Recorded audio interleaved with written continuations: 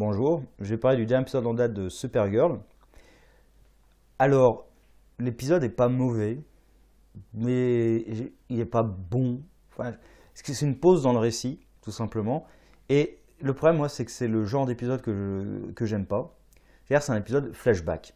Pour essayer d'appuyer la relation entre les deux sœurs, Alex et Kara. Sauf que, enfin, l'épisode raconte en gros quand elles étaient ados, comment elles ont fait pour devenir copines. On s'en fout. On s'en fout complètement.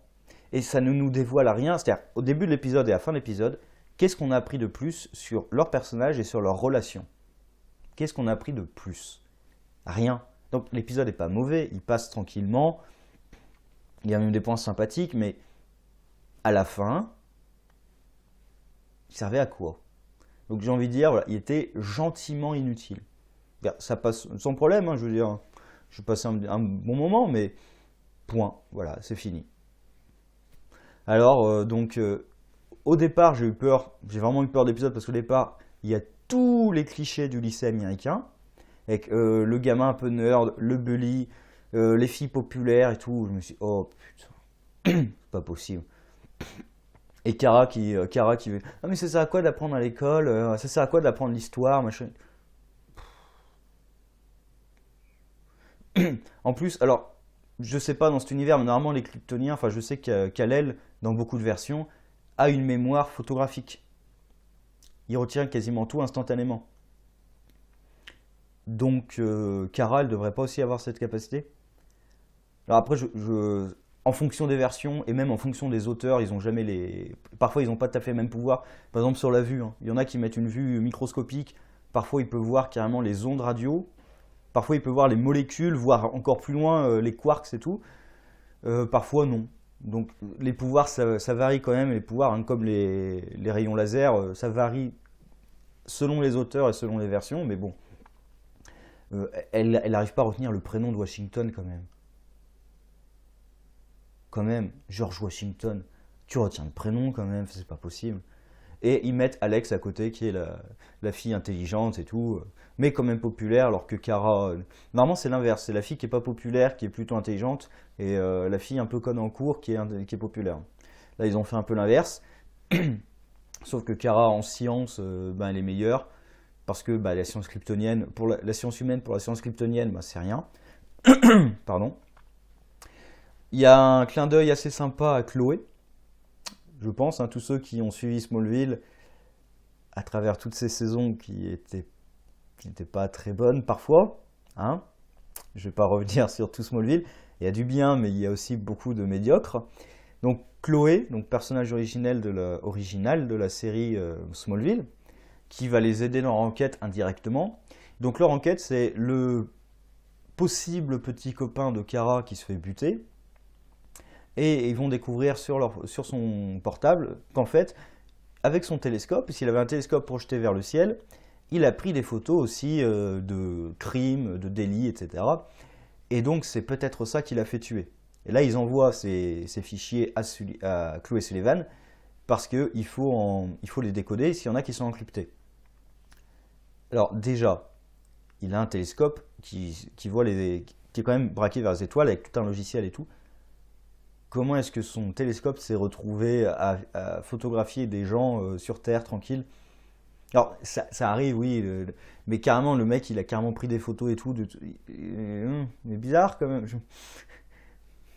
Ça fait un peu voyeur quand même, le gamin. Là. Alors, je dis pas peut-être, mais je trouve ça un peu bizarre qu'il ait. Surtout les photos qu'il a pris. Parce que... Et aussi le fait qu'elles soient encryptées. Pourquoi est-ce qu'il les a cryptées sur son portable? Enfin, je sais pourquoi. Parce qu'il faut qu'il y ait les premières photos qui sortent pour qu'on ait une fausse piste et qu'ensuite, plus tard dans l'épisode, les autres photos soient décryptées pour que ah mais non, en fait, c'était vraiment une fausse piste et la réalité, c'est ça. Alors, d'un point de vue scénaristique, je comprends pourquoi il fait ça. Mais la logique dans l'univers de dire qu'il y a des photos cryptées et d'autres pas, pourquoi? Pourquoi? Même j'irai plus loin, les premières photos cryptées, c'est des photos d'un prof avec une des élèves. Et tout de suite, le problème, c'est ah, mais vous voyez votre différence d'âge et tout.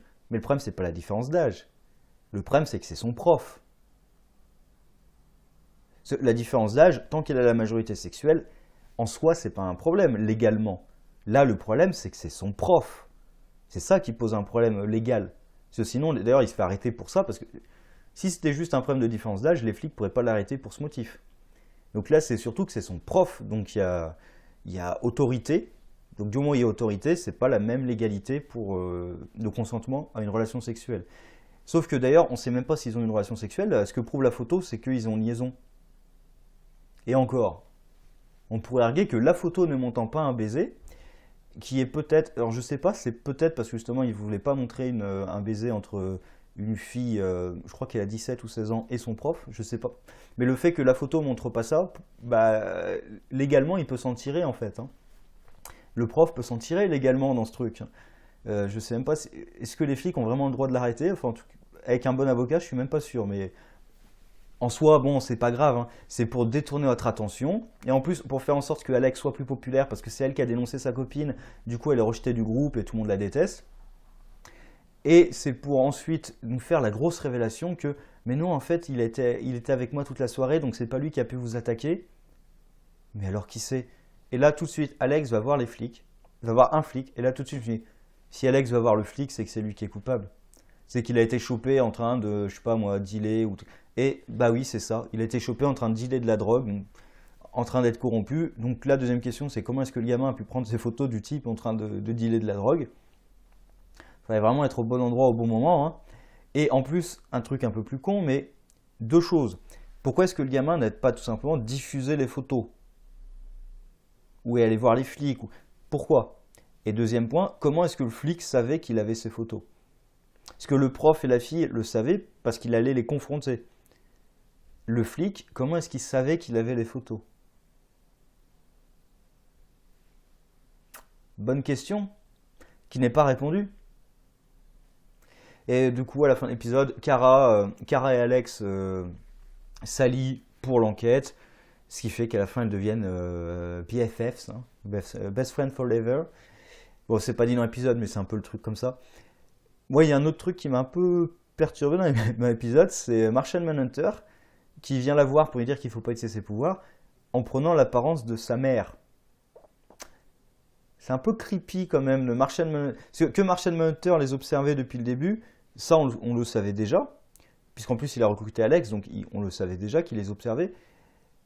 Mais là, c'est bizarre qu'il arrive avec l'apparence de sa mère en fait. Alors est-ce que c'est un truc genre psychologique, je vais entrer dans sa tête pour mieux la manipuler? Je trouve ça un peu creepy quand même. Mais bon, il n'y a pas grand-chose à dire sur l'épisode, hein. Il est gentiment inutile. Oui, il y a quand même quelques problèmes de scénario que j'ai évoqués, mais sinon il passe plutôt bien, mais ça n'a pas fait avancer le schmilblick, quoi. C'est entre le début et la fin de l'épisode. Surtout que, normalement, pour moi, l'épisode devait quand même se concentrer sur Alex qui vient de rompre. En fait, on s'en fout complètement de sa rupture. L'épisode, pour moi, c'est un épisode où c'est pour ça aussi que j'étais pas trop confiant au début. C'est moi, c'est un épisode où Alex allait passer au-dessus de sa rupture et tout. Et en fait, non, on s'en fout. Elle se rappelle sa jeunesse et tout, et hop, ça va mieux. Ouais, mais à aucun moment ils ont confronté le problème de elle a rompu. À aucun moment c'est évoqué dans l'épisode en réalité. C'est juste au début c'est ah je déteste ma sœur, et après, donc on se souvient de comment est-ce qu'on s'est alliés et tout, et à la fin on est à nouveau amis. Bon, d'accord. Voilà. Bon, allez, sur ce, au revoir.